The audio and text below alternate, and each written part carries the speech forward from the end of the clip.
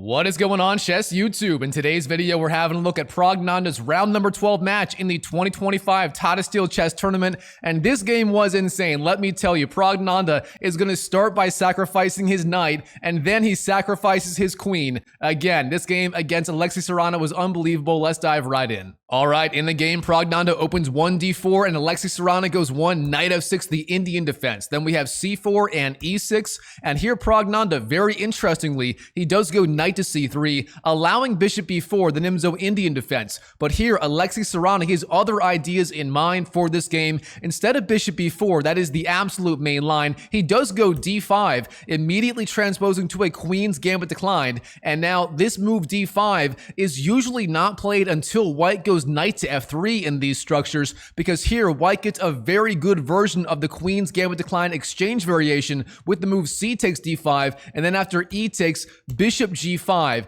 and this is the real starting point of this variation. And with that knight still on g1, white is going to have the option of going for the most aggressive and ambitious setup with e3, bishop d3, and then knight g to e2, with the knight going to e2, supporting a future f3 and e4 advance.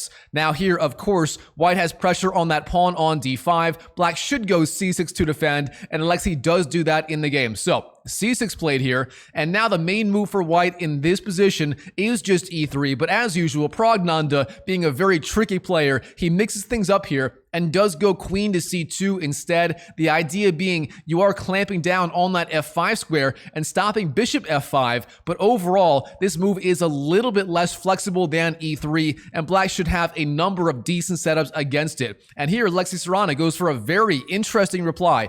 Bishop e6. Now, typically, you don't move the light square bishop this early in this variation, but here, black wants to go bishop e6 and then knight b d7 with the knight behind the bishop, and that will be a very interesting setup for black. All right, now, Praggnanandhaa, e3. Then knight b d7. And now here, what does he want to do? Well, it turns out here, the strongest line is just f3, intending again, bishop d3, knight g d2, and so on. But instead here, Praggnanandhaa, once again, mixing things up, he goes for the move bishop e2. Now, what is the idea behind this move? Honestly, I'm not 100% sure. Perhaps Praggnanandhaa thinks it's a decent idea against this line with an early bishop e6 and knight b d7, but this move, bishop e2, is incredibly rare. I mean, you almost never see this move at the highest level. The bishop always goes to d3 in these structures. All right, now, Alexey Sarana, bishop d6 is the move, and now here, the real shocker of the opening.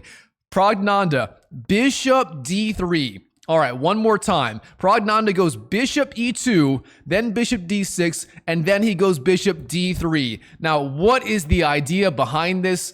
I mean, Praggnanandhaa being super tricky as usual. I guess the idea is this bishop on d6 does belong on e7 in this structure, so Praggnanandhaa perhaps baiting out that move and then going back to d3, trying to argue bishop d6 again is a little bit misplaced. But overall, Praggnanandhaa mostly just trying to be tricky so far in this game. All right, here, Alexey Sarana, h6 is the move, driving back that bishop. Of course, you can trade on f6, but you don't want to give up your dark squared bishop for a knight that early. That bishop pair is just too important in this kind of position. So here, Praggnanandhaa, bishop h4 is the move, and now Alexey Sarana, he chases the bishop, g5 on the board, bishop g3, and then bishop takes and h takes. So now we have one pair of minor pieces off the board, and honestly, this open h-file should be helping white at least a little bit. That pawn on h6 is a little bit weak, and it's not really clear what black accomplished with that sequence g5 and then taking on g3. So overall, Praggnanandhaa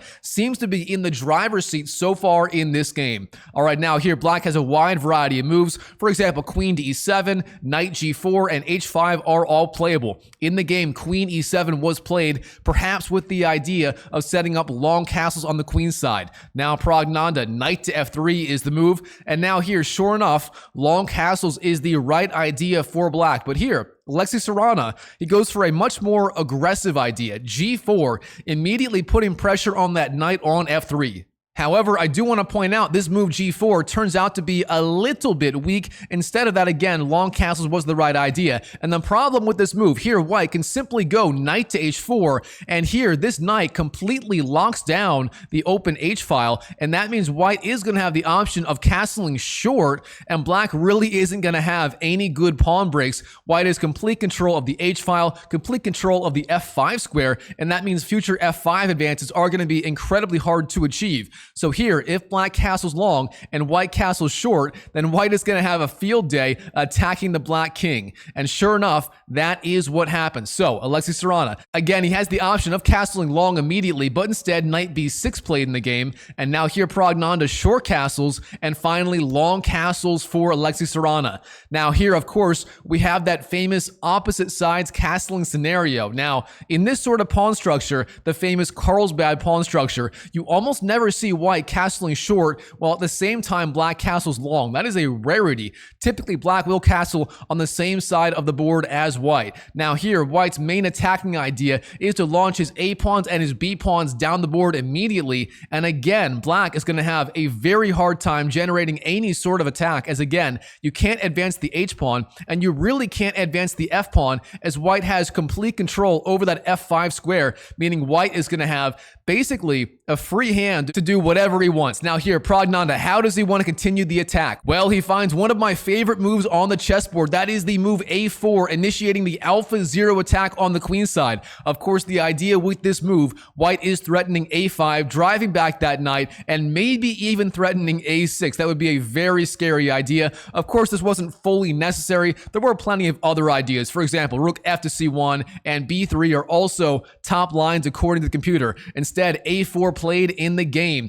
Now here, Alexey, king b8, a good prophylactic move, getting the king away from the center of the board, and the rook may go to c8 later. Now here, Praggnanandhaa, a5, continuing with the attack with the a pawn. The idea being, again, you are driving back that knight and setting up threats based on a6, and that pawn on a6, whether you take it or leave it there, it is going to be a thorn in black's side for the rest of the game. Now here, black, instead of going back with the knight, say to c8 or d7, he does jump forward to the c4 square. Knight c4 played in the game, and now Praggnanandhaa, knight to a4 is the move, intending something like knight c5 potentially. And already, this position very closely resembles a position we had from the World Championship match between Ding Liren and Gukesh D. It was the very famous game where Ding Liren opened something like knight f3, e3, b3, and then bishop a3. I mean, if you saw the World Championship match, you'll know exactly which game I'm talking about. And in that game, white had a very similar attacking setup like this on the queen side. Now, I do want to point out the engine here in this position, instead of knight a4, it actually finds the alpha 0 move a6 to be the strongest here.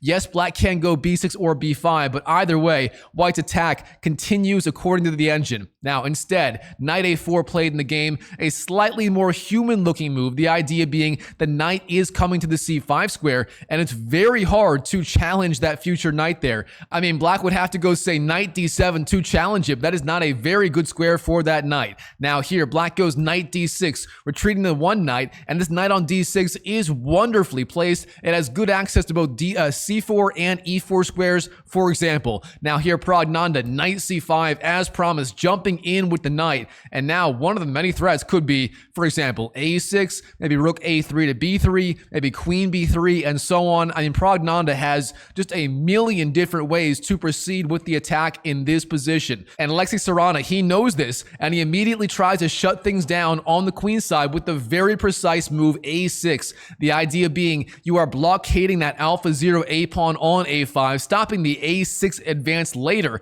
But of course, now with this pawn on a6, that is going to be a massive target for white. For example, one of the strongest lines here, according to Stockfish, is rook a3, intending rook b3, pinning the pawn on b7 to the king, and then threatening knight takes a6 or bishop takes a6. Either way, white would have a huge number of threats. Now here, instead of rook a3 intending rook b3, white did go rook f to c1, rook F to C1, if I can move pieces correctly, a perfectly fine move. And here Alexey, bishop C8, retreating his bishop and defending the very weak point on B7. So a solid move by Alexey, but overall, he's still being a little bit passive so far in this game, and it's unclear how he will get the attack going on the king side against the white king. All right, now here, Praggnanandhaa, queen B3, again, setting up those threats of knight takes A6, again, as that pawn on B7 is pinned to the king. Now here, Alexey, he should be going king to A8. That is by far the simplest, easiest move. And if he found that, he would still be roughly equal in this very complex middle game. However, instead of that move, here Alexey, he actually jumps forward with the knight. Knight B5 played in the game. And this move turns out to be a colossal blunder, as you can see by the eval bar, absolutely skyrocketing to plus 3.77. That means effectively a winning position for white, now almost 4 pawns. One more time, look at the eval bar, just immediately skyrocket after this move. Now, if you like puzzles, pause the video right now and try to find the key idea for Praggnanandhaa right here in this position. And your one hint, this is a sacrifice of a piece. And while you're at it, go and smash that YouTube like button for more videos just like this. All right, here, Praggnanandhaa, he finds the key idea. Knight takes A6, a brilliant move. Now, this is a clean sacrifice of the knight. The point being, black can take back with the B pawn as the knight on B5 does blockade the B file. And that is what happens here.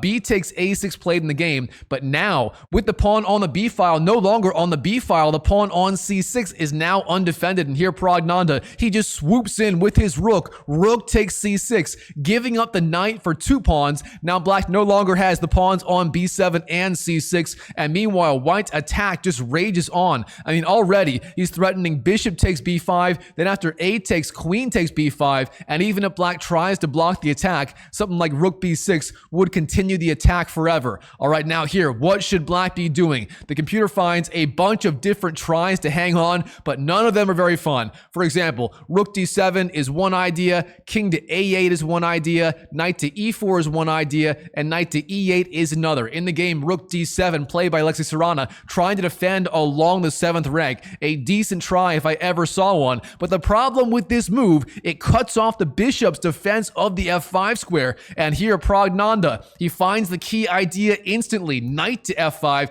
jumping in with the knight and pressuring the queen on E7. Praggnanandhaa is just a monster so far in this game. All right, the queen's got to go somewhere. Queen D8 played in the game. And now Praggnanandhaa, he finds the very simple idea. Bishop takes B5, giving up the bishop for the knight, and he's going to win that pawn on A6, soon to be B5 anyway. So A takes B5, and now here, you may think Praggnanandhaa is going to go queen takes B5 immediately. However, if you thought that, you thought wrong. Here, Praggnanandhaa, he ignores the pawn for now, and instead, the alpha 0 pawn continues its march down the board. A6, here we go, threatening A7 potentially next. All right, here, Alexey Sarana, he knows this. He tries to blockade with everything he's got. He goes rook to A7, immediately stopping that pawn. However, Praggnanandhaa is not done. Queen takes B5 is the move, hitting the king. The king's got to go somewhere. If you move the bishop, then obviously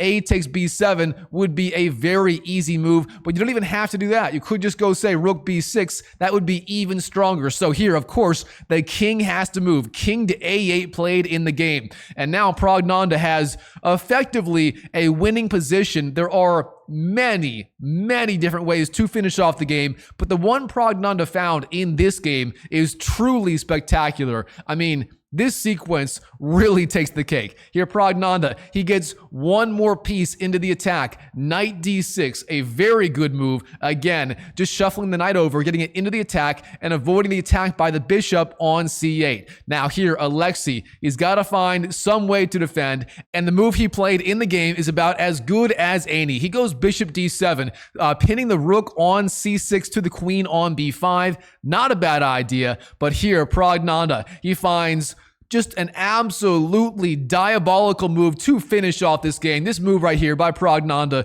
is simply unbelievable. I mean, Wow, what a move. And again, if you like puzzles, pause the video right now and try to find the absolute showstopper move right here in this position. All right, hope you found it. Here, Praggnanandhaa, he sacrifices the queen to b7. The idea being, if you take the queen with the rook, in fact, that is the only thing you can do here. Rook takes b7, then it's a very easy win for white. A takes b7, the king is under check. I mean, the only way to delay the inevitable would be queen to a5, but then you just lose the queen anyway. So the king slides over. And then here, obviously, the last move is just rook to a8, checkmating black. The point being, the king cannot take the rook. It can't take the pawn being supported by the knight, and the rook and the pawn control all the squares on the f-file. So way back here, in this position,